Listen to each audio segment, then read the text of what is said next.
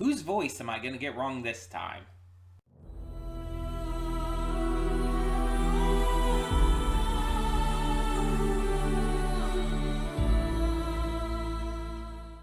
Hey everyone, welcome to Princess of Gay. I'm your host Connie, and today we are here with Delicious in Dungeon, episode 5. Yeah, so I got that voice wrong last time. I thought it was Brian Massey. It was not, but it did sound kind of like him. I won't lie. And either way, I'm definitely interested in more of this. This is an odd series to me, though, and I want to touch on this real quick. Because unlike a lot of shows I'm watching right now, this is not one that I get excited and like super hyped to see more episodes over.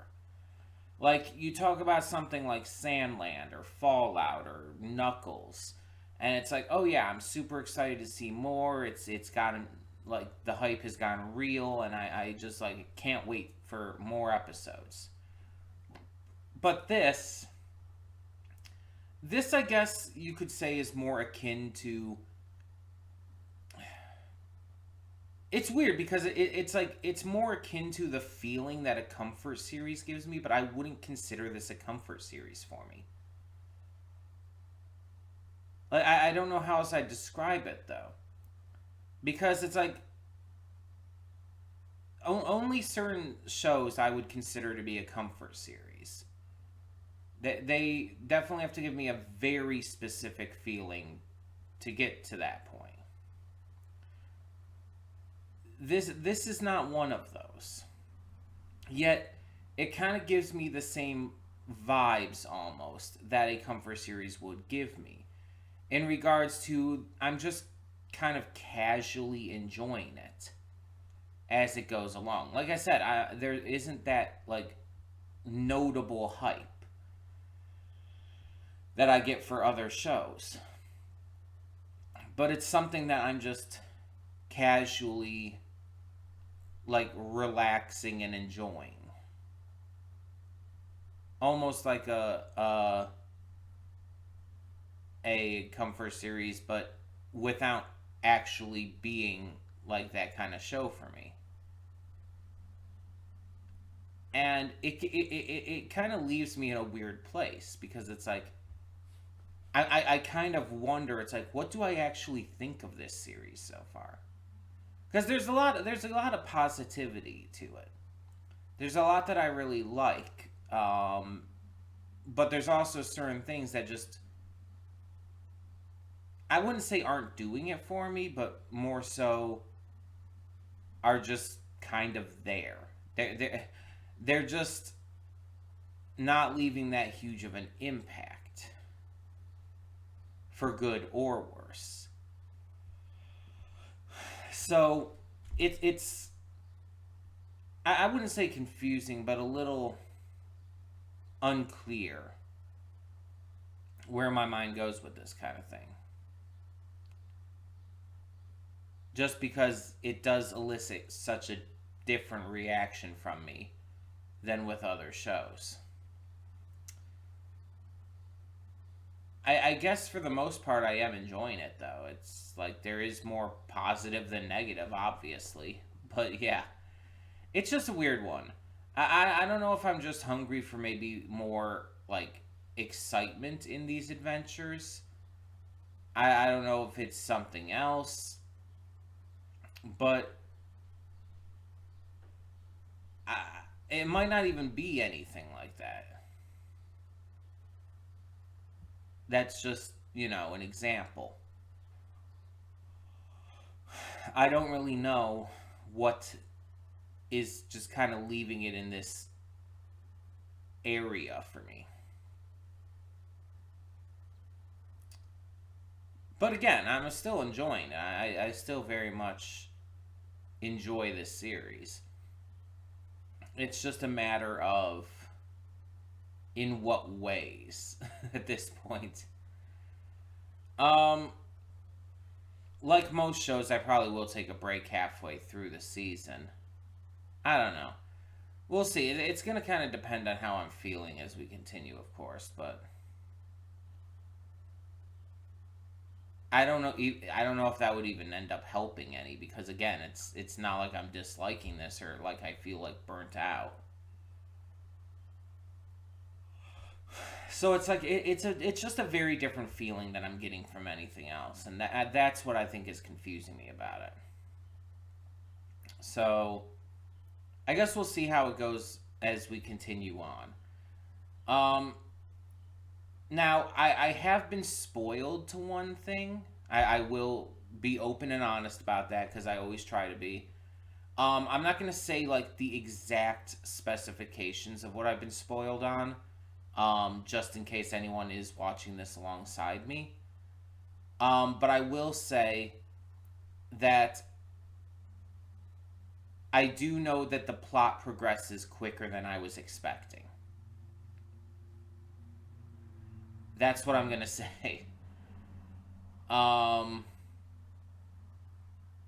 the plot progresses. The main quest progresses quicker than I was expecting. I do know that. I don't know all the details and everything. And I'm not gonna like reveal exactly the reason I know this, like the exact like scene that I basically saw from. But yeah, I was spoiled like very briefly on like a certain scene, and so I know that the plot progresses. The main quest that the characters are on progresses a little more quickly than I thought it was going to. So just wanted to be open and honest with you guys that is something I have been spoiled on. Obviously, whenever it gets to that, I will let you know. But until then, again, I don't want to spoil you in case it would be a spoiler for you as well. So just to be safe. um, right now, as of where we're at, I would say my favorite character is Marcel, but that's like kind of just like not really saying much because I don't like strongly feel much about any of the characters right now. Like I very casually like Marcel, I very casually like Senshi. That's about it. And none of the characters have like really hooked me in yet. Not like in other shows. Again, going back to examples like Sandland or Fallout or stuff, those shows have had characters that have really gripped my attention uh, right away. With this, it's just again more casual. I don't like really get into these characters in the same way that I get into like Beelzebub from Sandland or the Ghoul from Fallout. And that might just be another case of I just need to watch more. I just need to see more to really get into these characters, to see them developed and whatnot. Maybe that'll help. But yeah, based off of what we've gotten so far, Marcel is my favorite, followed by Senshi. I guess third favorite, just by process of elimination, would have to be the night guy, whose name I can't think of right now. Um, you know what's funny? I remember his sister's name more than him. I know his sister's name is Felon or Falin, however you pronounce it, but I don't remember his name. And it's weird because Phelan's been on screen like a lot less than him. Like at the very beginning of episode one, and then there was a flashback the other episode, and it's like that's pretty much it. He's been on screen like a good majority of the time in every episode so far, and yet I don't remember his name.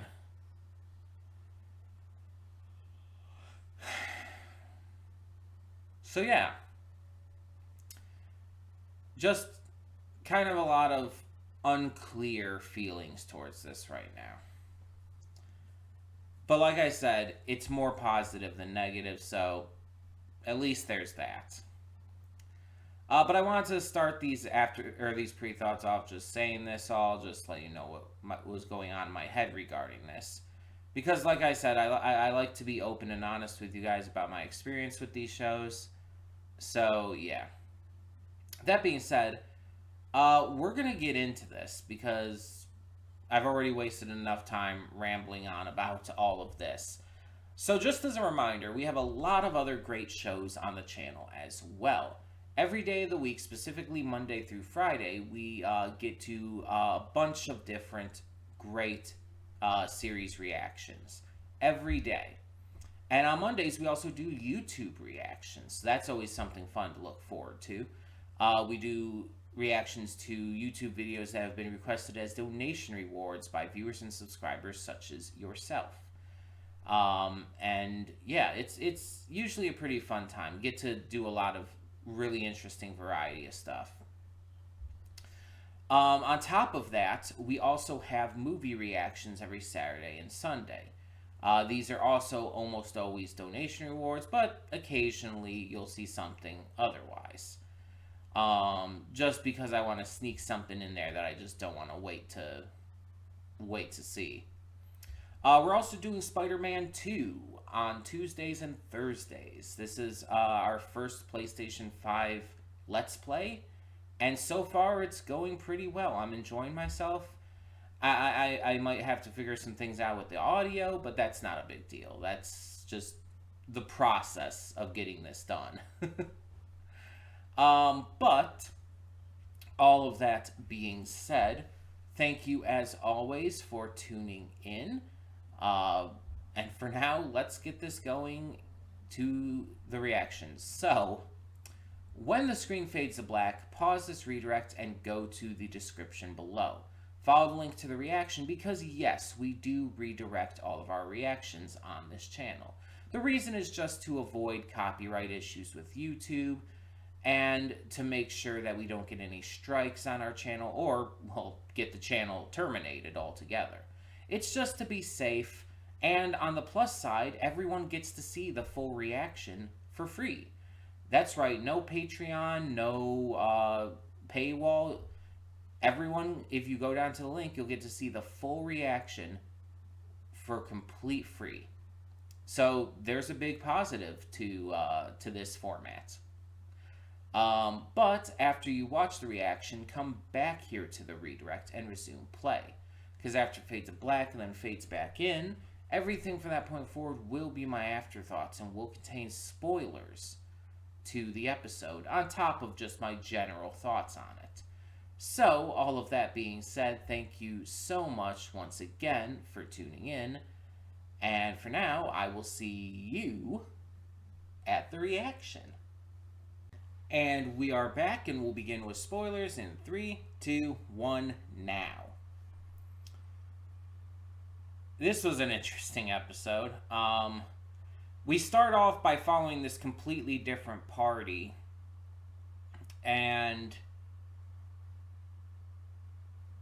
it just leads to them finding this treasure from a zombie, and that ends up killing them. So the entire first few minutes where we're following this other party is kind of pointless. You didn't need to set up this other party for us to understand. It's oh, we see a dead party of adventurers and there's some treasure laying around. It's oh, something's clearly wrong here. You didn't need to do it that way. I understand the kind of idea of getting us kind of attached there, but it's it's only a couple minutes, and at the same time it's this is 5 episodes in, and it's not our normal party, so it's why would we suddenly get attached to random new characters that we know are probably not going to be making it anyway? So it's what? I don't argue. I think they were kind of cute and nice and everything, but beyond that, it's like I had no time to get attached to them, no ability to find anything more there, because it just didn't allow us that amount of time. If you wanted to do that, it would have you would have had to basically have them be there for the first entire half of the episode, and then the second half of the episode starts with our main party finding them. It has to be more than a few minutes because we can't get attached to characters that quickly. Like, I'm saying this as someone who gets attached to characters really easily too. Like, I'm the kind of person, and I've talked about this before. It's possibly because of my autism and possibly just other reasons and all, but I get attached to fictional characters very easily and very quickly. There's a lot of times where I will like start a show and it's like get attached to a character before the first episode's even over and everything. But that's still more than just a couple minutes.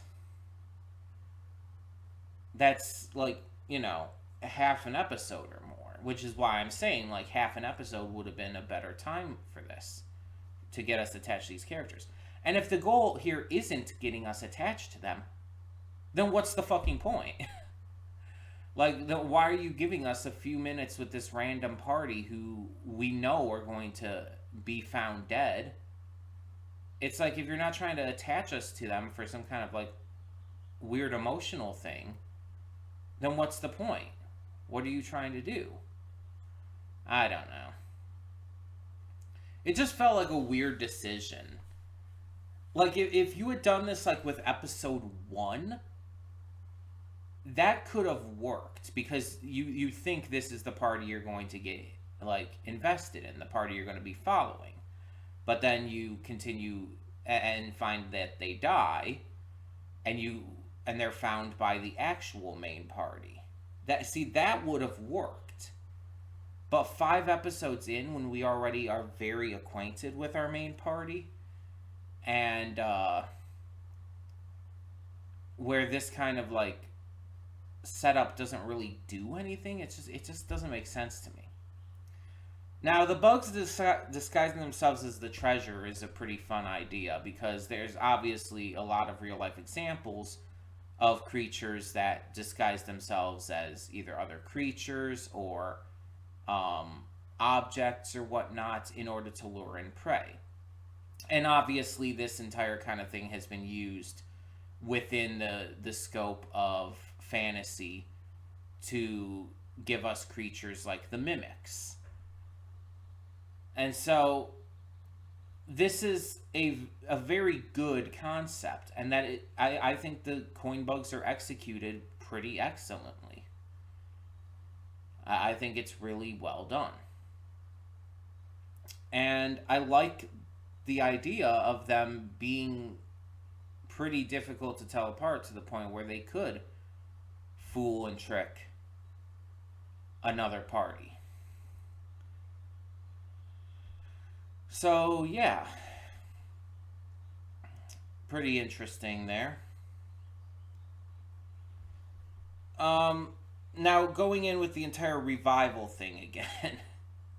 Because, yes, I'm going to talk about that again here. I'm not going to rant about it as much as before, but they specifically said in here that they, like, one of the ideas was to leave the treasure behind before finding out what it was and everything for the party. It's like, we'll leave it here for them. And the entire idea is brought up, oh, well, it'll just end up being taken by the corpse cleaners and everything. But it's like, so that implies not only the resurrection thing is going to happen for these party members, these adventurers, that they are going to be coming back, but that they're going to possibly pass by, if they got there before the corpse cleaners, they could possibly pass by their old corpses. So it's like a video game in that possibility.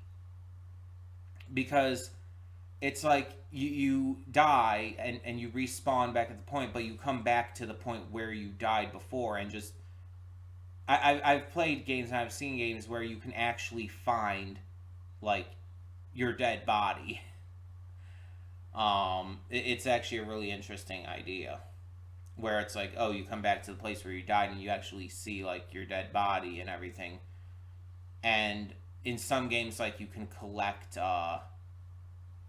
your the stuff you dropped and everything.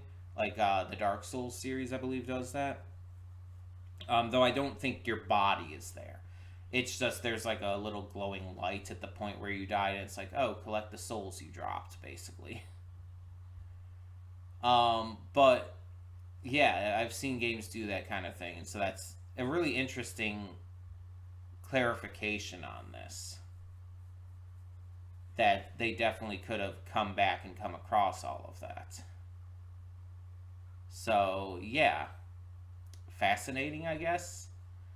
A little more into that. Um, but yeah, this episode also gave us some looks into the past with Leos and Falin's previous party and everything. I mean, you still see Chilchuck and Marcel there and everything, but they also had a few other party members that we haven't seen, including this woman who I think she's supposed to be a dwarf. Um, got some nice muscles, I'll give her that, but yeah, it's like she seemed like very gung ho and ready to fight and everything, ready to attack. Um, we also saw. Let me see if I can find it again. There was one other member to the party, I think, as well. Well, there's a. Hold on. Yeah, yeah. There's like a samurai kind of looking dude. He's like wearing like kind of samurai like armor. Has like a long black ponytail and everything. Also, Marcel's hair is different there, which is fun, kind of cute.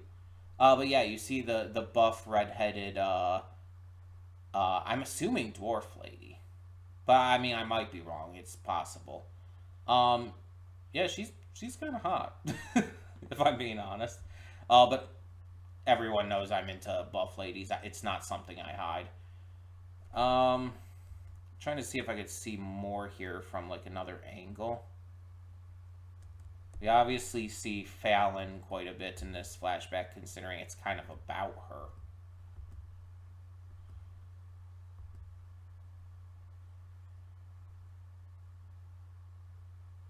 Yeah. Yeah, the other guy even has a katana. He's definitely like supposed to be like a samurai type of character. So I'm assuming we're gonna see these other characters at some point. I don't think they were with them in the first episode though. I think it was just Marcel, Chilchuck, Leos, and Falin, right? And we know when Senshi came in. So I wonder I wonder when we're gonna see the other two and like why they weren't with them at that point. Like, did they leave the party? Oh, wait a minute. No, I think in the first episode it mentioned there were two others who left the party or something like that. Didn't it mention something about that? So that must be these two. If I'm remembering correct. It's been a little while since I saw the first episode. But I believe there was something about two other members who left the party. Were they there in the beginning then? Maybe they were. I mean, it was all going by very fast and very chaotically, so I don't remember exactly. But yeah, I think the leaving the party thing was after they had already, gotten out. Because I think Chilchuck, I think he had like their resignation letters or something like that. Okay, so they are definitely going to appear later on. They're definitely going to come back. I think they're both in the opening too, so that makes sense. Granted, I didn't know they were part of the party. I thought they were just characters that were going to be showing up. So I wonder if they're going to rejoin the party. That would be interesting. Because that would make 7 total members. Because there's the 6 that they had there, plus Senshi, who joined in. Hmm. I'm very curious to see these two, like, in action.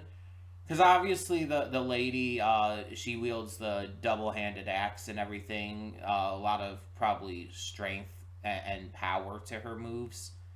While the other guy, again, he has a katana. He seems like to be standing there very, for lack of a better word, straight-laced. And he probably has very, like, calculated movements, I would wager. I wonder, like, what kind of abilities they would have beyond just, standard weapon, like, usage. Because we know, like, even Chilchuck, he has his, like, tracking and trap standing and everything. I wonder what else that these other two lended to the party in that kind of regard. And it's also interesting that there were 2 separate magic users at the same time, with Falin and Marcel. Obviously specializing in different kinds of magic, but still interesting. So, yeah, it's definitely going to be interesting to see those 2 return. I'm definitely curious. And honestly, I wouldn't mind seeing more of the buff dwarf lady anyway. um, but yeah, so I don't know where that's going to go at this point. I wonder how long it's going to be till we do see them. Are we going to, like, see them before we rescue Falin? Or is that not going to happen till after, for example? I guess we'll find out. This episode otherwise didn't really have a lot of progress. Like, they fought some ghosts and made sorbet and stuff. Ate the coin bugs. But it's like there wasn't, like, a huge amount of actual progress made, I feel. Like, the last episode felt like they were getting somewhere. Like, they were actually making headway. This one didn't feel that way as much. Of course, part of that is also due to having a lot of the episode, well, not a lot, but a bit of the episode dedicated to this other party, and then another bit of it dedicated to flashbacks. So, didn't really have a lot of time to make progress. From everything we've seen of Falin, though, I do like her. Like I do tend to enjoy kind of those cutesy, soft-spoken type characters who are just really kind and nice. I mean, think of, like, Hinata from Naruto or Hime from Bleach. I've always really liked those kind of characters. I just think they're, adorable and nice and everything. And I'm thinking there's definitely going to be more to her than that, but I'm very interested to see more of, like, what she can actually do, because we didn't even really get a good look at it in this episode. Like, I assumed she was using a spell, but all it basically came down to was hugging the zombified corpse. Or I guess more closely, accurately, possessed corpse. It really wasn't anything more than that. So I want to see more of, like, what she can actually do.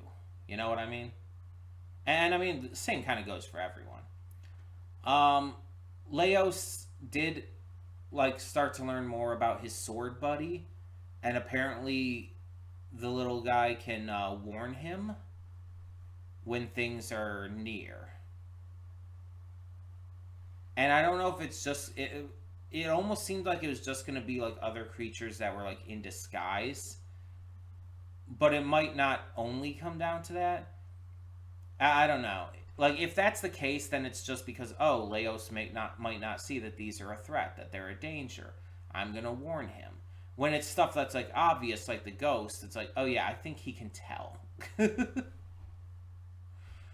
um, but yeah, I'm I'm definitely enjoying this. But like I said, it's very light and casual and doesn't really like excite me in the way that other shows do. But it's still good, and I'm still having a good time. So it's just one of those weird cases where I don't know how to like or what to think about the series compared to others.